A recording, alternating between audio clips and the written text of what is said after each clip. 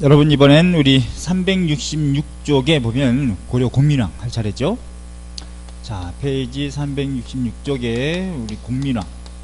공민왕은 1351년에 즉위해가지고 1374년까지 1351년에 즉위해서 1374년까지 왕위에 있었던 사람이 공민왕인데 아주 중요하죠. 고려 말에 공민왕하면 뭐 빼놓을 수 없다. 충수광의 둘째 아들로 태어난 사람이 이제 공민왕인데, 공민왕은 처음에 한 10년 정도는 원나라 수도에, 거기 이제 연경, 곧 베이징이죠.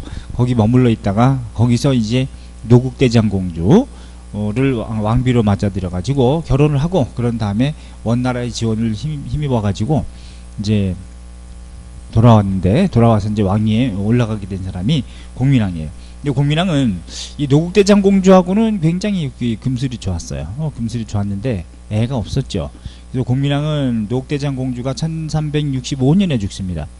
딱 65년 한 공민왕 치세한 중간 정도에 공민왕 와이프였던 노국대장공주가 죽는데, 그러면서부터는 좀 이렇게 정사에 관여하지 않았다 그래. 그래서 그 이전까지는 개혁 정치를 많이 했는데, 그 이후부터는 전민변정도감의 판사 신돈한테 모든 걸 좀 위임하고, 자기는 자제위라고 하는 걸 설치해가지고, 자제위는 말하자면 왕의 최측근을 지키는 이제 부대 같은 개념이에요. 이제 젊은 아주 얼굴도 곱상한 애들, 귀족의 자제를 뽑아가지고 자기를 지키는 호위무사격으로 이렇게 이제 지켰던 애들이 이제 자제위라고 하는 걸 구성했는데, 걔네들 중에서 공민왕은 이제 애들이 계속 없기 때문에 이 익비라고 있습니다. 공민왕은 이제 와이프가 이제 5명이고, 또 하나가 이제 신돈의 집에 갔을 때 신돈이 데리고 있던 애첩 중에 반야라는 애가 있었는데, 그 반야라는 그 첩, 그러니까 산호비인데, 그 산호비의 미색이 좀 출중해가지고 거기서 이제 썸 타요. 썸 탄 다음에 이제 태어난 애가 이제 우왕이 됩니다. 그 우왕은 그런데 누구로부터 지지를 받지 못했기 때문에, 공민왕 자식 중에서 유일하게 이제 혈통이 있는 게 우왕 하나이기 때문에, 그래서 데리고 들어와서 이제 이미 죽은 이제 한씨 그의 아들로 이렇게 삼으려고 했는데, 그걸 좀 반대로 하고 부딪히고 막 그랬거든요. 어쨌든 그래서 나중에 이성계가 주도해가지고 역성혁명 일으키고 뭐 하기 직전에도 우왕을 폐위시키고 이제 공양왕을 즉위시킬 때 1391년에 저 과전법 실시 이전이죠. 이제 1388년에 이제 우왕이 위화도 회군하고서 이제 폐위되고 그러는데, 창왕을 즉위시키고, 창왕도 우왕의 아들이니까 또 폐위시켜서 공양왕을 세울 때, 그때 명분이 1389년도 명분이 이제 얘는 우왕하고 창왕은 신돈의 자식이다 해가지고 결국은 이 정통적인 이 고려 왕씨의 왕손은 아니기 때문에 폐위시켜야 한다, 이런 명분으로 삼는데, 사실은 이제 우왕도 사실은 어떻게 보면 그걸 만들어낸 것이고 공민왕의 아들이라고 볼 수는 있어요. 자, 어쨌건 공민왕은 원명 교체기에 즉위하는 사람인데, 특히 어느 시기가 명나라가 건국되냐면, 명나라가 건국된 게 1368년에 명이 건국됩니다. 그러니까 원명 교체 시기에 이 틈을 타서 공민왕은 딱 1351년 즉위하자마자 반원 자주개혁 정책을 팍 실시합니다. 그래가지고 원나라의 관제를 폐지하고 다시 고려 원래 문종 때 완성됐었을 때의 관제로 다시 이제 환원시키는 사람이 공민왕이거든요. 할 정도로 초창기에는 한 노국대장공주가 죽기 전까지는 그래도 정사에 좀 관여했는데, 공민왕은 그런데 예술적인 기질도 좀 뛰어났어요. 그래서 그림도 잘 그리고 했기 때문에 감성이 풍부한 사람하고 정치하고는 잘 맞지 않는 경향이 있지 않느냐, 이런 생각도 좀 들죠. 그래서 공민왕의 이 익비라고 하는 여성하고 자제위 출신의 이제 홍윤하고 썸타게 만들어요. 그런 다음에 거기서 임신이 돼.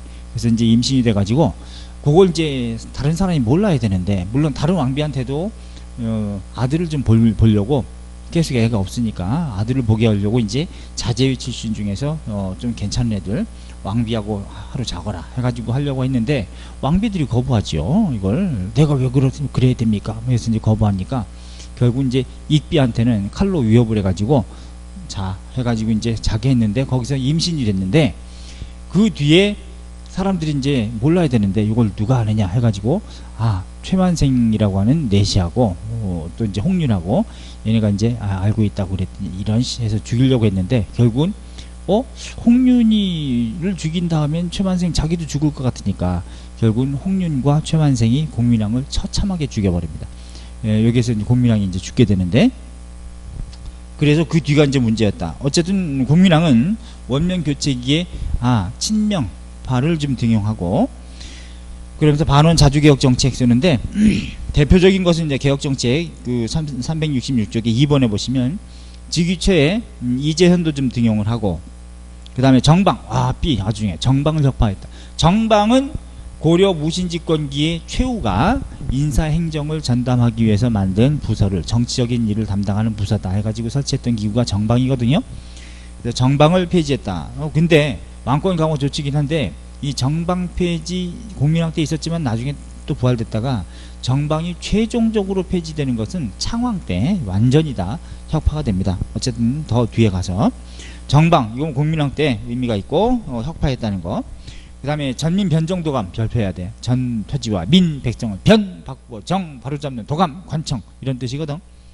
그래서 이걸 설치하고 여기에 권문세족이 가지고 있던 대토지 이걸 좀 몰수하려고도 하고 또 원래 양인이었는데 노비로 전락한 사람들 이런 사람들 양인으로 풀어주는 조치. 그래서 판사 편조 신돈이라는 사람 승려죠. 이 사람은 이제 이 사람은 지지 기반이 별로 없었거든요.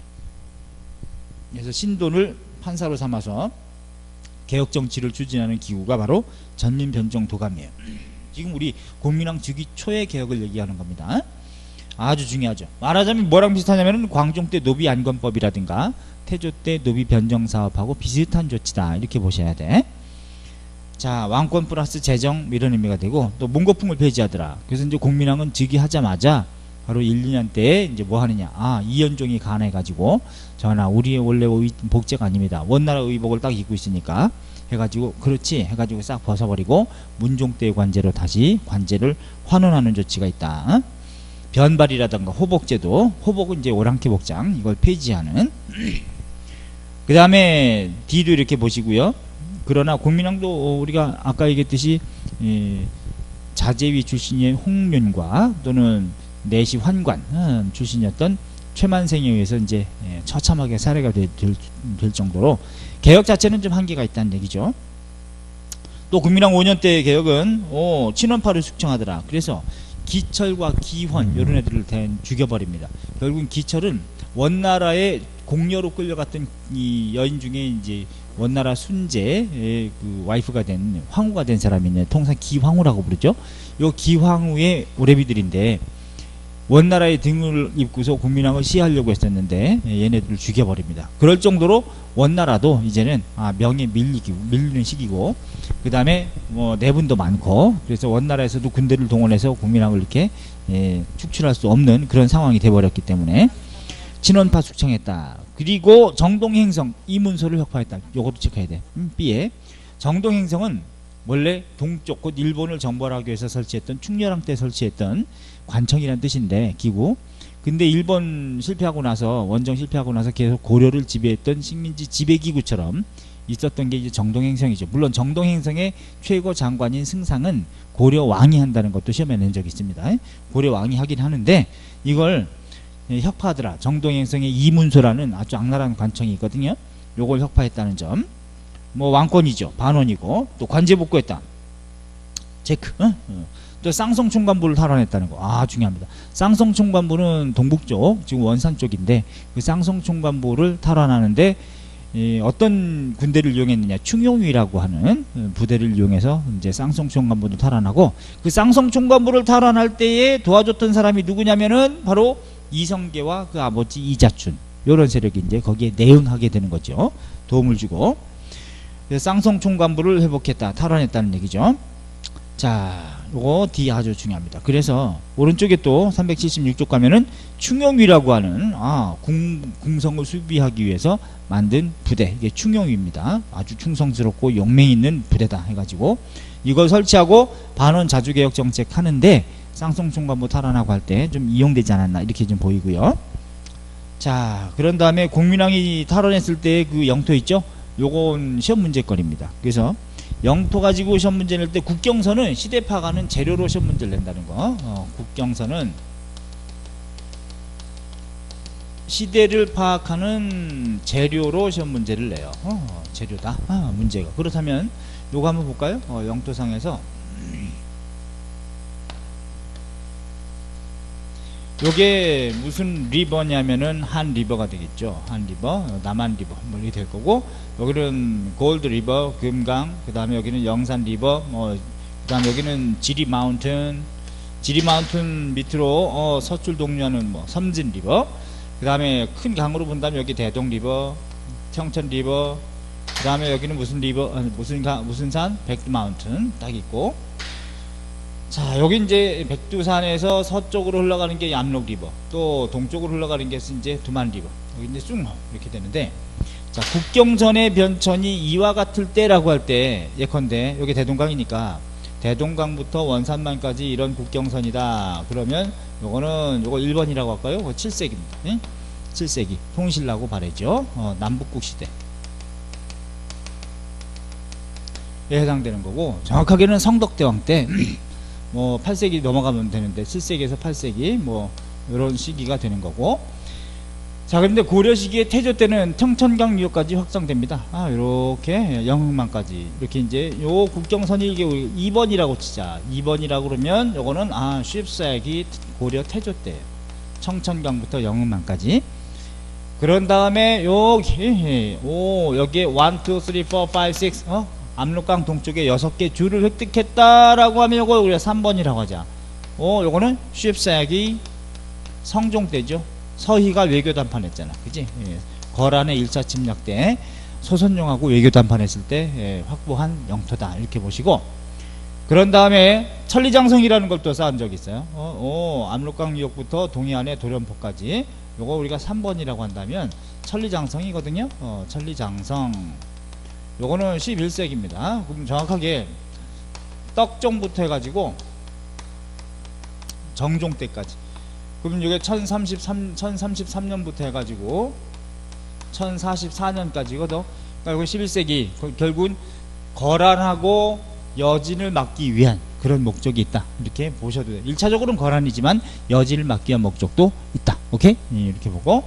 자, 그 다음에 이제 우리 지금 국민왕부 때에 확보된 초산에서 길주까지 이런 영토 있죠. 요걸 우리가 4번이라고 한다면 14세기 공민왕 때입니다. 공민왕 때가 되는 거고, 그 다음에 여기 오늘날 중국과 북한의 국경선에 해당되는 요거 여기 5번이라고 한다면 요거는 15세기 우리 킹 세종 때 획정된 국경선이다. 이렇게 보셔야지.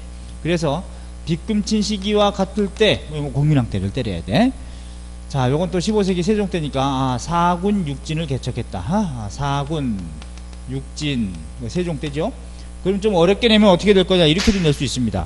어떻게 내냐면 각각 1번, 2번, 3번, 4번, 5번으로 갈 때에 요 시기를 가라고 하자.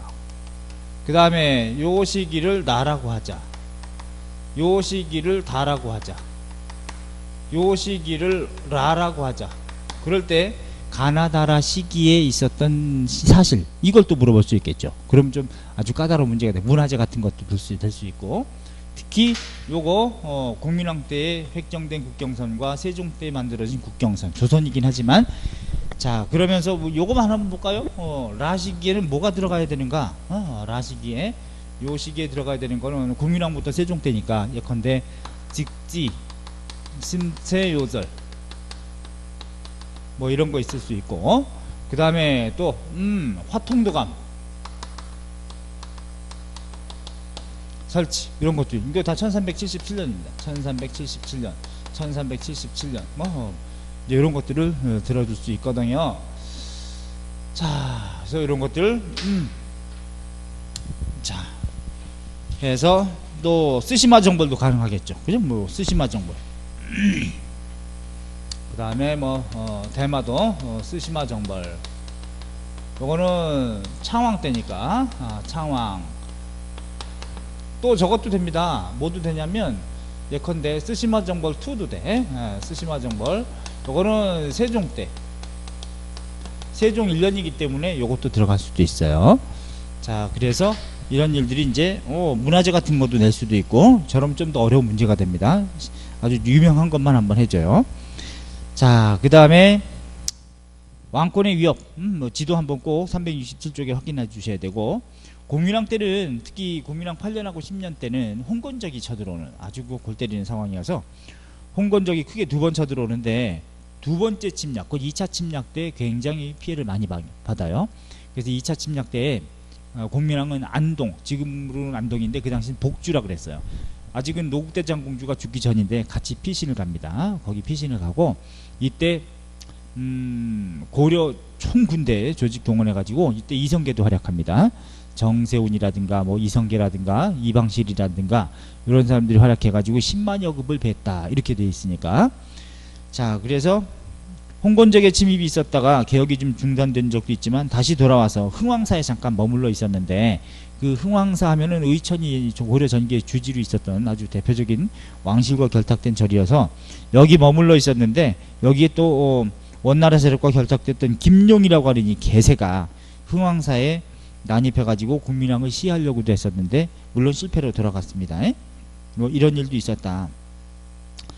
자, 그 다음에 공민왕 14년 이후에 신돈의 개혁, 뭐 이렇게 통상 1365년이 기점이 되는 것이 노국대장 공주가 죽는 해가 바로 이제 1365년입니다. 자, 그런 상황에서 공민왕은 정사에 이제 관여하지 않고 이제 이쁜 자제위들, 남자가 남자를 좋아하는 아주 성적으로 약간 좀 문제가 있었던 측면도 있었다고 보여져요. 기록에 따르면. 어쨌든 신돈은 처음에 굉장히 개혁 조치를 취했지만 나중엔 신돈이 너무나 전횡을 저질러서 결국은 신돈도 수원에서 유배당하고 죽습니다. 자, 그래서 전민변종도감 이걸도 뭐 정비하더란 얘기하고, 그 다음에 C 성균관을 중용하고 다시 이제 제대로 만들고 순수 유교교육기관으로 만든다. 결국 뭐냐, 국자감이라고 하는 국립대학에서는 우리가 기술학도 가르쳤었는데 이제는 기술학부는 안 가르치고 국립대학에서 순수 유교만 가르치더라. 이게 순수 유교교육기관으로 만든다는 거. 또 과거 3층법 지방에서 치르고 속과라는 거 치르고, 그 다음에 이제 한양 가서 또 치르고 초시복시 전시로 이제 대과를 또 문과를 치르더라. 자, 신진사대부를 등용하기 위한 목적이 있다 이렇게 보셔야지. 자, 그 다음에 평양천도설도 있었는데 또 이제 안 되는 것이고, 나머지 중에서는 뭐 의미 있는 거는 H 좀 체크하세요. H 요동을 공략했다는 거. 요동 공략. 1368년이 명이 건국됐다 그랬죠. 그래서 이제 원나라도 이제 베이징을 뺏기고 북쪽으로 몰려갑니다. 도망갔는데 그 시기를 이제 뭐라 그러냐면 북원 시기라 그래. 북원, 북쪽으로 몰려갔던 원나라 시기. 완전히 뭐 이빨 빠진 호랑이가 된 거죠. 자, 그래서 요동 지역을 공격해 가지고 원래 쌍성 총관부는 그 전에 무신집권기에 설치가 됐었고, 동령부하고 탐라 총관부 같은 경우도 원종 때 이제 뒀었는데 충렬왕 때 반환받습니다. 동령부하고 탐라 총관부는.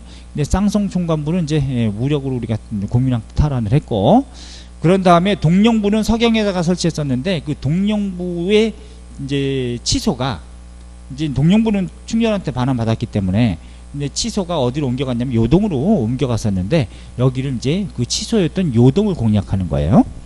자, 그래서 이걸 거기를 얘기한다. 그래서 ik군을 조직을 하고, 이건 지방군 체제입니다. ik군 체제라고. 이성계, 지용수 이런 사람으로 하여금 요동 지역에 옮겨갔던 동령부의 취소, 다스리는 지역을 공격했다는 거. 그래서 거기에 살고 있었던 우리 고려 백성들 있죠? 많이 좀 데리고 오고, 신돈을 또 처형하게 되는 상황이 있고, 결국 공민왕도 개혁정책이 좌절되면서 피살되고, 그러면서 태조 왕건처럼 유명한 사람이 사실은 공민왕이죠. 고려 초기 하면은 태조라면 고려 후기 14세기는 공민왕이 제일 중요한 사람으로. 왜? 반원 자주개혁 정책을 폈기 때문에 이제 중요한 거죠. 그런 다음에 아까도 얘기했듯이 공민왕은 와이프가 1, 2, 3, 4, 5 그지? 4, 5, 6 그래서 이제 여긴 다 노국대장 공주가 죽은 다음에 다른 비들도 있긴 뭐 죽은 사람도 있고 있었지만은 반야라고 하는 여성한테 나온 애가 누구냐? 그게 바로 이제 우왕이고, 우왕의 아들이 창왕인데, 우왕 때 다시 또 어떻게 해요? 요동정벌 나가죠. 그래서 천령위에 문제가 생겨가지고 이제 명나라가 천령 이북 지역은 자기네가 관장하겠다 이렇게 주장을 했기 때문에 이런 해서 원래 거기 원나라가 차지하고 있었던 곳 아니냐 해서 천령위를 설치하고 자기네가 관할을 하겠다 이렇게 영토 문제가 불거져서 우왕 때 요동정벌 나갑니다. 요동정벌 정벌 나가는데 이게 1388년인데 요때 위화도에서 회군하죠. 위화도에서 찍고 타난다. 회군. 이제 이성계하고 조민수가 물론 총대장은 최영이었지만 최영은 이제 위화도까지는 가진 않았고 그래서 위화도에서 1388년도에 회군하고 나서 공민왕을 폐위시키는 거야. 우왕을 폐위시키고 우왕의 아들을 창왕을 즉위시켰는데 결국은 얘도 가짜 아니냐? 얘도 피니까 신돈의 자식이다 이렇게 이제 명분을 만들어 가지고 결국은 그 뒤에는 고려 무신집권기의 왕이었던 신종의 7대 손이었던 공양왕을 즉위시키는 거야. 공양왕 마지막 왕이죠. 공양왕 1389년부터 해가지고 1392년까지 딱 있었던 사람인지. 그래서 바로 그 1392년엔 역성혁명이 일어나게 되기 때문에 바로 1391년에 과전법 실시하고 92년에 공양왕은 폐위돼 가지고 저기 삼척 이쪽으로 이제 유배가고 거기서 생을 마감해요. 무덤도 거기 있습니다. 공양왕은 비운의 왕이지, 그지? 자, 그래놓고 외화도 회군하고 나서 제일 먼저 하는 일이 과전법이에요. 과전법. 너무 중요하다, 그지? 과전법. 1391년 공양왕 3년째 과전법 실시하고 그리고 역성혁명이 일어나는 거지, 그지? 역성혁명. 조선 건국기. 조선 1392년. 그래서 여기서 나오는 것이 이제 뭐냐? 이제 역성혁명이 되는 거지, 그지? 왕씨성을 바꾸고 이씨가 왕이 되는 역성성을 바꾸어서 혁명을 이룬다. 역성혁명. 그래서 이제 본격적인 조선 출범은 이래놓고 1394년도에 남경길지서를 토대로 한양으로 도읍을 정하는 겁니다. 물론 국호는 1393년에 완전히 이제 정해지는 거예요. 그래서 화령과 조선 두 개 중에 어떤 것일까요? 해서 이제 명한테 허락을 맡으러 갔더니 명은 기자조선을 생각해가지고 조선에다가 낙점을 딱 찍어주고 그런 다음에 한양 정도 1394년 물론 태조 때죠. 태조 때는 사실은 태조는 딱 6년간 재위했습니다. 1392년부터 1398년도 제1차 왕자의 난이 터질 때까지 이때까지가 사실은 태조 재위 시기이기 때문에 이렇게 건국했는데 한 20-30년 했어야 되는데 그러지 못하고 꼴랑 6년 정도 했다는 것이 전국의 불안 요소가 되는 거죠. 자, 이렇게 해서 공민왕의 개혁정책까지 한번 봤고 그 다음에 넘기면 우리 370쪽에 그래서 이제 신흥사대부의 성장과 조선의 건국 요 순서는 봐주셔야 돼. 자, 특히 홍건적에 쳐들어오고 왜구가 쳐들어왔을 때 신흥 무인들이 크게 활약한다는 얘기인데 홍건적이 쳐들어왔을 때 지금 홍건적 공민왕 때죠. 1차 침입 때 이방실, 이승경 등이 격퇴했다. 2차 침략 때는 피해가 굉장히 커서 개경이 함락당하고 공민왕은 복주 곧 지금의 안동 지역으로 피신 가기도 했고 정세훈, 이방실, 이성계 이런 사람들이 격퇴했다. 그래서 요 2차 침입 때가 좀 의미가 있죠. 이성계는 여기도 있다는 거. 조선의 알렉산더 이런 개념으로 30번 넘는 전투에서 한 번도 패한 적이 없는 사람이 사실은 이성계입니다. 그래서 홍건적이 쳐들어왔을 때는 여러 가지로 피해가 컸죠. 그래서 디귿에 보면 1362년에 원나라 간섭기의 관제로 복구되는 측면도 있었다.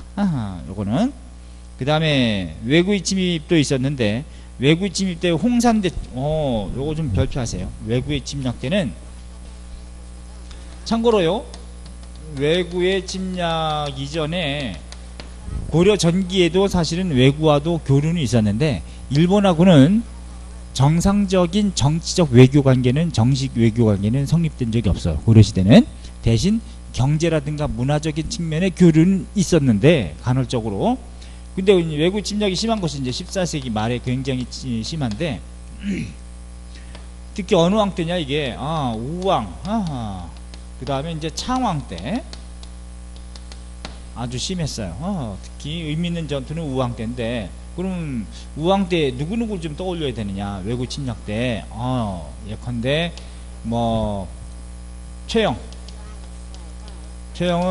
홍산 전투 다 우왕 때라고만 일단 알아두세요.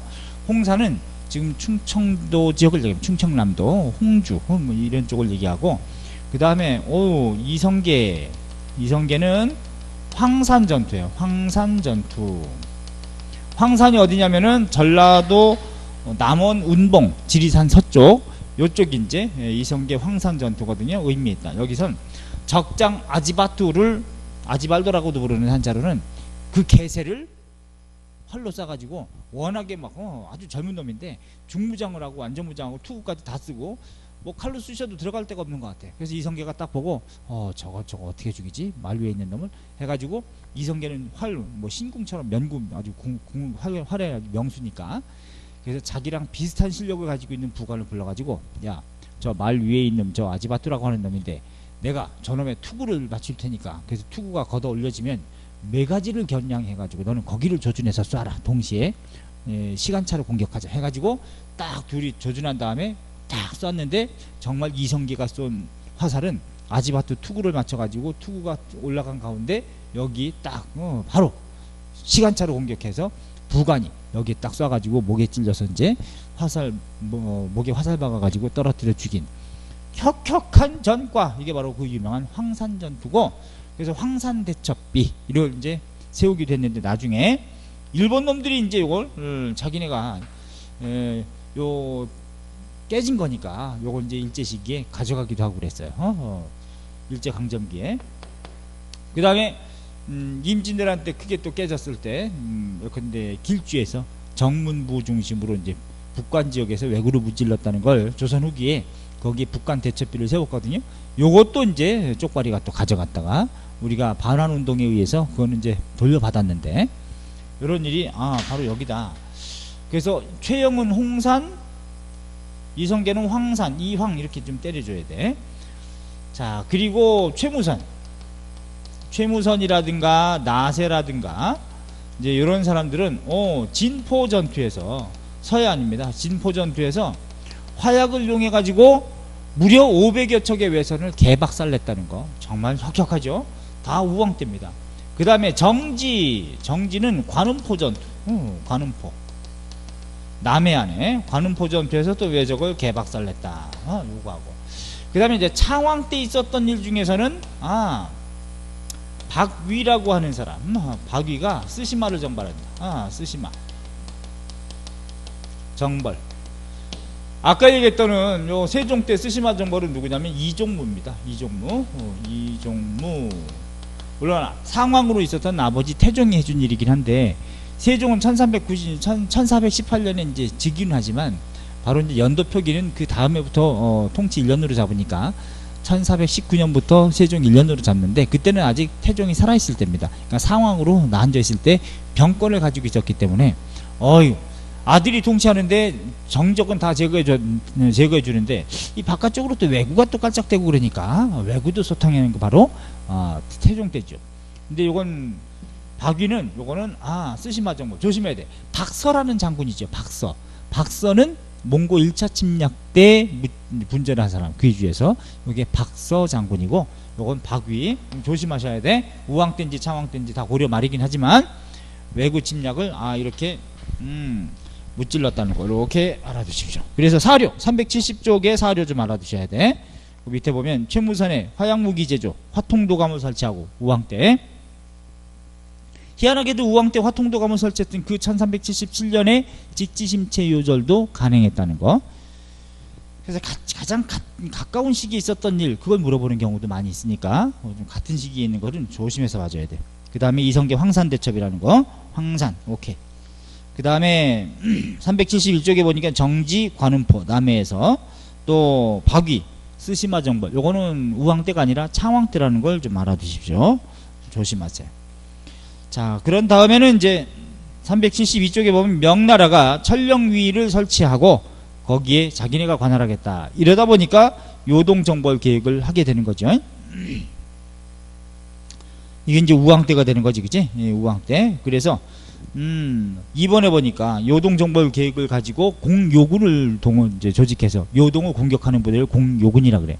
근데 총대장 이성계고, 개경이 지금 수도 아닙니까? 여기가 수도인데, 개성, 여기가 수도인데, 여기가 서경, 평양이고, 평양이라면, 여기로 딱 총대장 최영은 여기 있고, 이성계하고 조민수를 보냈어요. 출정해라 해가지고 딱 갔는데, 여기 압록강 하구에 여의도처럼 위화도라고 있다고. 위화도라는 섬에서 쭉 때리고 기다립니다.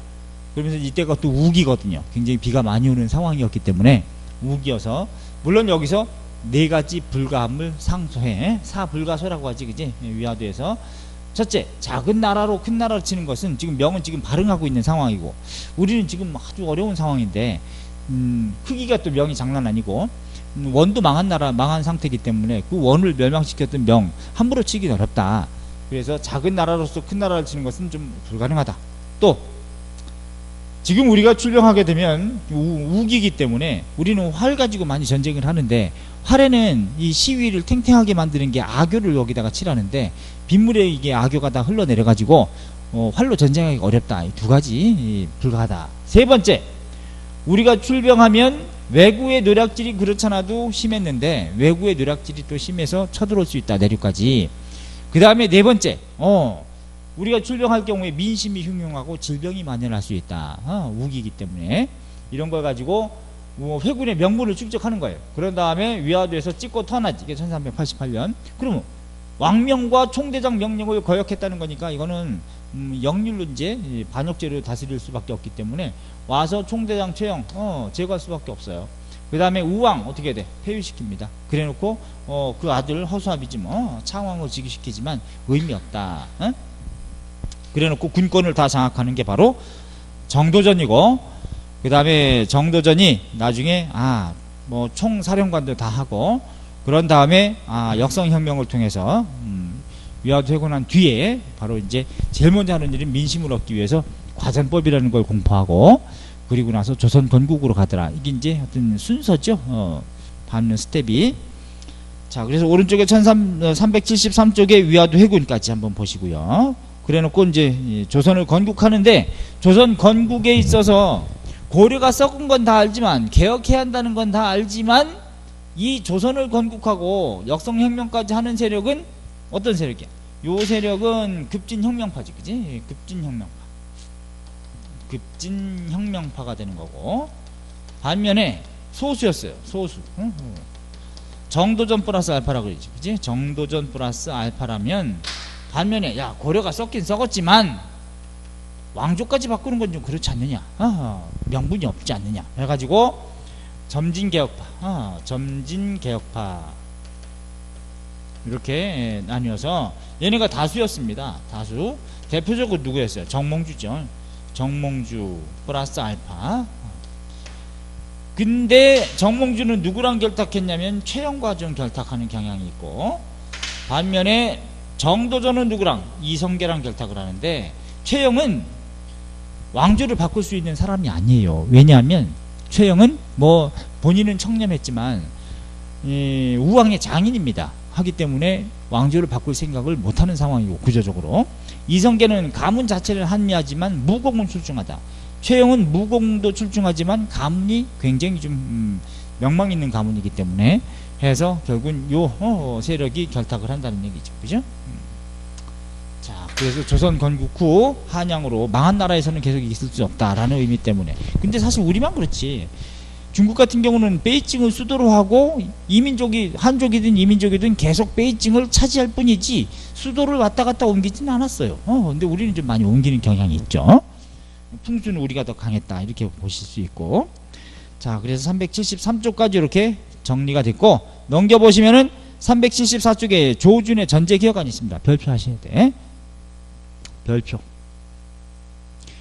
그래서 어디를 어느 단락을 좀 봐야 되느냐면, 첫 번째 단락 있죠. 대사헌 조준이 글을 올려 하려기를 전제를 바로잡아 국용 국가의 쓰임을 풍족하게 하고 민생을 후하게 하며 인재를 길러 뭐 기강을 진작시키고 뭐 어쩌저쩌저 요거 좀 체크하시고요. 그 다음에 두 번째 단락하고요. 그 밑에 단락 있죠. 최근에는 겸병하는 일이 더욱 심해져서 간악하고 또 흉한 무리들이 주에 걸치고 군을 포괄하여 산과 내를 경계로 삼고서 모두 조상으로부터 물려받은 토지라고 뻥치면서 빼앗아 일묘의 주인이 대여섯 명이 넘고 1년에 도조받는 횟수가 쌀 받는 횟수가 8, 9차례 일입니다. 자, 요거 셋째 줄까지 이렇게 딱 줄쳐놓으세요. 그래서 이런 현상은 권문세족의 대토지 겸병 현상이란 말이죠. 그래서 산천을 표로 삼아 주 군에 걸쳐 자기 땅이 어딘지도 모른다고 할 정도니까 이런 현상을 타개하기 위한 정책으로 적절한 거 그런 뭐야? 과전법 이렇게 나와야지, 그죠? 과전법. 자, 그런 다음에 이제 오른쪽에 보면 375쪽에 고래 경제가 나오는데 좀 이따가 우리 경제 파트 한번 또 확인해 봅시다. 쉬었다 갑니다.